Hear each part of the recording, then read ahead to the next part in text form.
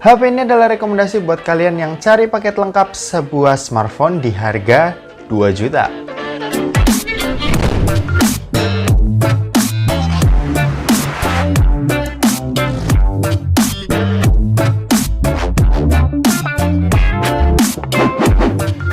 So guys, balik lagi sama Kulas Sore. Ini adalah Redmi Note 9. Smartphone milik Xiaomi ini rilis bulan Mei lalu ya.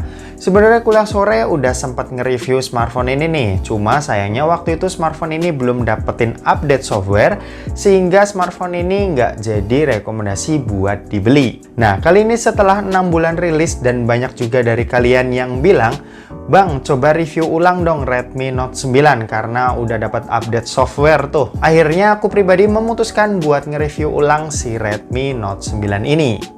Untuk di bagian desain, HP ini nggak seperti Redmi Note di seri-seri sebelumnya yang menggunakan bodi bermaterialkan kaca Corning Gorilla Glass. Padahal pada seri Pro-nya ini pakai dan udah keren banget. Namun di sini entah apa yang ada di pikiran Xiaomi. Mereka nggak menggunakan bodi bermaterialkan kaca juga, melainkan cuma plastik aja. Dan ya begitu, finishingnya gagal mereduksi bekas sidik jari, jadinya HP ini mudah banget kotor.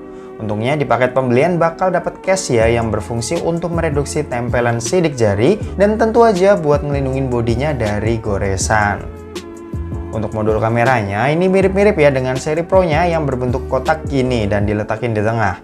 Bedanya kalau seri Pro ini ngeletakin fingerprint di samping ya menyatu dengan tombol power. Sementara si Redmi Note 9 ini masih taruh fingerprintnya di sisi belakangnya. Buat pemindaiannya juga oke dan cepet banget kok. Aku pribadi suka dan nggak ngeganggu aktivitas kalau kita lagi buru-buru. Untuk framenya ini aku kurang suka ya, karena ini selain berbahan plastik juga, warnanya juga aneh. Dulu aku sempat review yang warna hijau dan itu jelek banget buat framenya. Di review kali ini aku coba buat pakai yang warna grey dan berharap akan ada perbedaan dan ternyata sama aja. Sama-sama jelek buat finishingnya. Kalau di bagian depan, desain HP ini untungnya udah kekinian dengan pakai kamera punch hole yang membuatnya lebih kekinian. Dan aku suka yang begini nih daripada merek sebelah yang keluarin HP lebih baru tapi nggak pakai desain kayak begini. Ngomong-ngomong soal layar, HP ini tuh pakai layar berpanel IPS dengan resolusi Full HD dan luas layar 6,53 inci. Buat kebutuhan nonton film, main sosmed, atau main game sekalipun, kalian tentunya udah dimanjain nih karena kualitas layarnya yang tajam banget dan enak buat dipandangin. Nah, untuk perlindungan layarnya, HP ini tentunya udah diproteksi dengan perlindungan layar Corning Gorilla Glass 5 yang aman buat menjaga layar smartphone ini ketika kalian sembarangan taruh HP. Oke, next kita bahas kameranya. Untuk kamera smartphone ini dibekali dengan setup quad kamera dengan resolusi kamera utama 48 megapiksel, kamera ultrawide 8 megapiksel, kamera makro 2 megapiksel, dan kamera deep sensor 2 megapiksel. Buat hasil, smartphone ini bakalan biasa aja kalau kita nggak aktifin mode HDR dan AI-nya. Nah, selebihnya buat foto-foto yang ditangkap udah oke kok.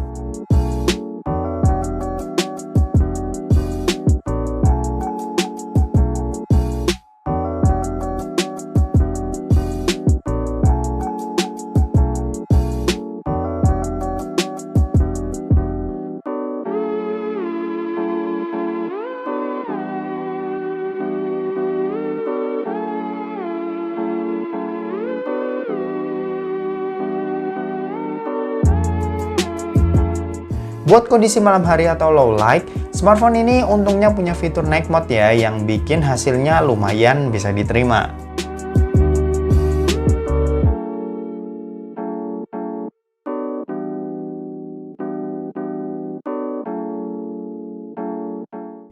Oke, ini adalah perekaman video kamera belakang dari Redmi Note 9, Redmi Note 9. Ini direkam dengan resolusi Full HD.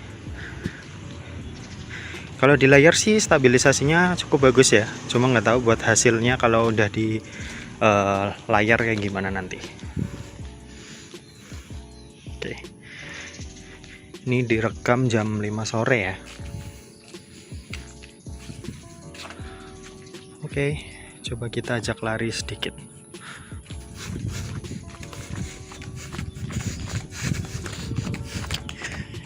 Oke, gimana? Masih cukup bagus nggak buat stabilisasinya?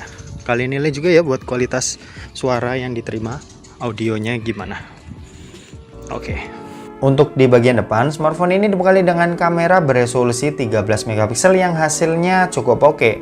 Dan berikut adalah contoh hasil foto-foto dan videonya.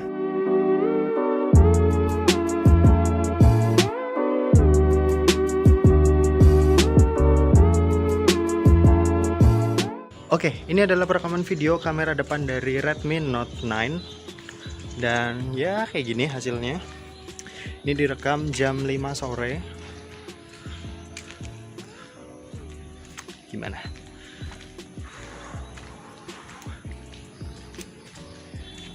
Kayaknya kalau depan nggak ada stabilisasinya ya, kayak kamera belakang tadi. Cuma nggak tahu nanti kalau di tampilan layar HP atau komputer kalian bagus atau enggak. Oke, kalian nilai juga buat kualitas suaraku gimana, bagus atau enggak diterima sama HP ini. Oke, mungkin segitu aja. Yuk.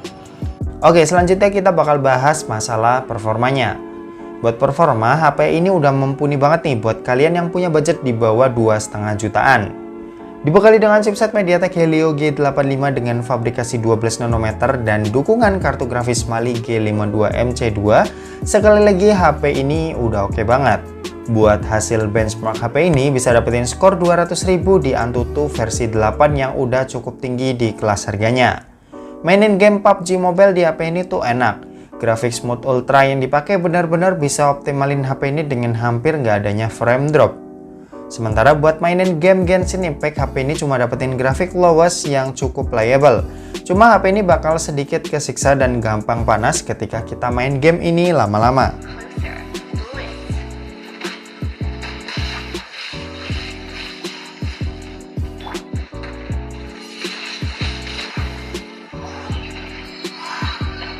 Untuk baterai, Redmi Note 9 didukung dengan baterai berkapasitas 5020 mAh yang udah cukup buat kebutuhan sehari-hari.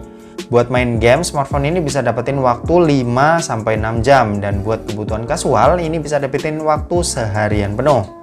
Nah, sementara buat pengisian dayanya sendiri, Redmi Note 9 ini didukung dengan kecepatan ngecas 18 watt yang udah cukup ngebut, dan bisa isi daya smartphone ini dari 0 sampai 100 hanya dalam waktu 1,5 jam aja. Nah, untuk fitur spesial seperti biasa, Xiaomi memberikan IR Blaster buat para penggunanya nih. Jadi buat kalian yang kaum males gerak, ini bakalan berfungsi banget. Oke, mungkin segitu aja untuk review dari Redmi Note 9-nya ini. Terima kasih buat yang udah nonton video ini. Jangan lupa buat like, komen, dan share ke teman-teman kalian, supaya teman-teman kalian mendapatkan informasi yang bermanfaat dari kuliah sore. Oke, terima kasih yang udah nonton video ini sampai habis, dan sampai jumpa di kuliah selanjutnya. Bye-bye.